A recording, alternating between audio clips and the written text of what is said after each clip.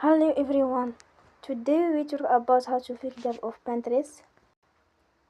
We will go to settings.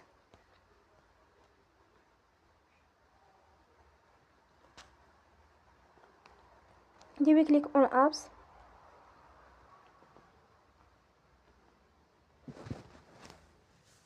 After that you will search the app Pinterest and you will click.